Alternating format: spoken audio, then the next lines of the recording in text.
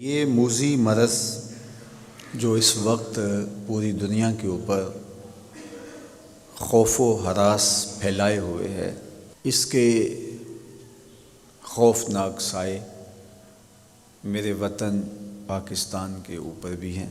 جب انسان اس طرح کے حالات سے دوچار ہوتا ہے تو پھر ہمارا دین اسے احتیاطی تدابیر اختیار کرنے کی تلقین کرتا ہے کہ وہ احتیاطی تدابیر کے ذریعے اپنے معاملے کو صاف کریں، اچھا کریں، ستھرا کریں۔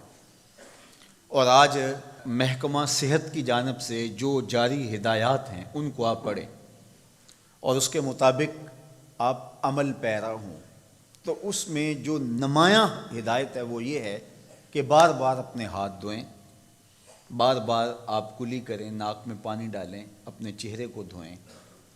یہ آپ کے لیے بہت زیادہ ان جراثیم سے اور اس وائرس سے بچنے کا سبب و ذریعہ ہوگا۔ اور میں کہتا ہوں کہ یہ چیز تو ہمارے دین نے ہمیں صدیوں قبل وضو کی شکل میں عطا کی۔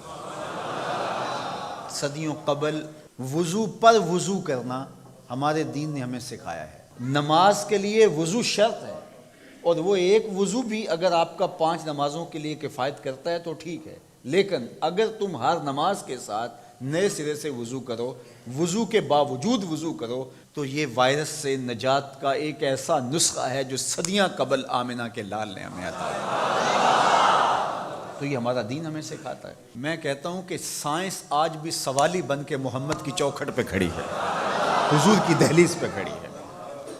دوسری بات، جب وبائیں پھیلتی ہیں، بیماریاں پھیلتی ہیں تو انسان متاثر ہوتے ہیں، تو اس عقیدے پر کبھی بھی ضعف نہ آنے پائے کہ کل من عند اللہ، جو کچھ ہوتا ہے وہ اللہ کی طرف سے ہوتا ہے۔ اللہ کے اذن کے بغیر ایک پتا بھی جنبش نہیں کرتا۔ ہمیں اگر کوئی بیماری لاحق بھی ہو جائے تو وہ اللہ کے اذن کے بغیر نہیں ہوتی، اور اس بیماری سے موت کا وقوع پذیر ہونا اللہ کے اذن اور اس کی اجازت کے بغیر نہیں ہوتا۔ اور وہ اگر چاہے تو ہماری حفاظت فرمائے، اور اگر وہ چاہے تو اس بیماری سے آغوش موت میں ہم اتر جائیں۔ تو یہ عقیدہ ہمارے ساتھ ہر وقت جڑا رہنا چاہیے کہ ہمارے سارے معاملے اللہ کے دستے قدرت میں ہیں، لیکن یہ دنیا اسباب کی ہے، اس لیے حفاظتی تدابیر اختیار کرنے کی تلقین کی گئی۔ کوڑ کے مریض سے ایک نیزہ دور رہنے کی تلقین فرمائی گئی، اور اسی طرح جہاں طاعون آئے اس جگہ سے نکلنے سے روکا گیا، اور جو اس جگہ نہیں ہیں ان کو اس بیماری والی جگہ پر جانے سے منع کیا گیا۔ اور آج دنیا وہی کر رہی ہے جو میرے حضور نے بتایا تھا۔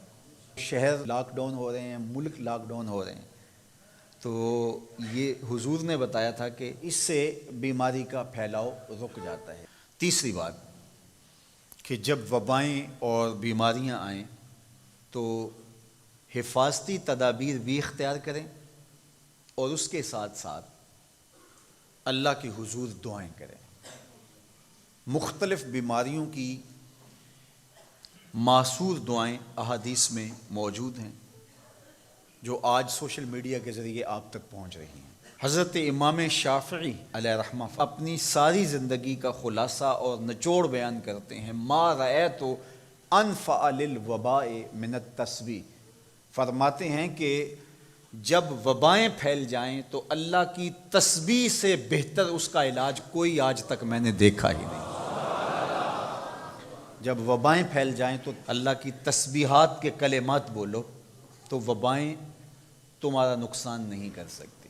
اور حضرت سیدنا عمر رضی اللہ تعالی عنہ فرماتے ہیں کہ لو نزلت صاعقۃ من السماء ما اصابت مستغفرا، آسمان سے بجلیاں بھی گرنے لگیں تو جو استغفار پڑتا ہے اس کو کوئی گزن نہیں پہنچے گا، اس کو کوئی نقصان نہیں پہنچے گا۔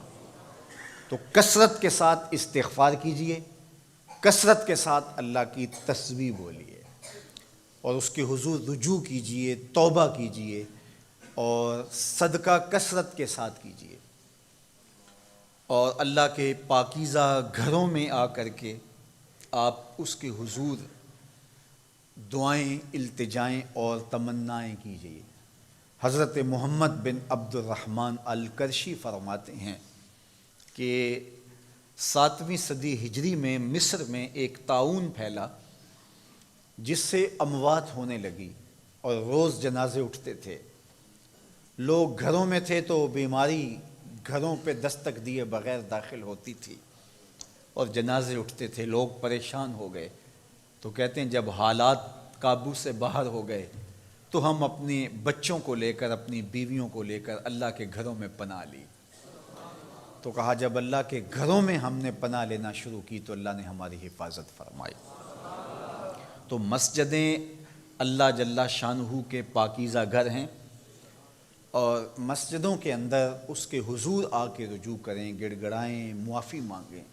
یہ موقع خاص طور پہ غرباء کی اعانت اور مدد کا ہے۔ امراء تو 2 3 مہینے کا راشن گھر میں لا کے جمع کر کے بیٹھ گئے، لیکن دوسری جانب وہ غرباء، وہ لوگ جو روز کی روٹی کماتے ہیں اور روز اپنے بچوں کا پیٹ بھرتے ہیں، اب جب روزگار بند ہوئے اور ملک میں لاک ڈاؤن ہو گیا تو ان کے لیے وہ اسباب، وہ ذرائع رزق کے حصول کے بند ہوئے، تو وہ بھوک سے اگر مر جائیں تو یہ اس وائرس سے زیادہ دردناک وائرس نہیں ہے، چونکہ لوگوں کو وہ وائرس نظر آتا ہے جو میڈیا دکھاتا ہے۔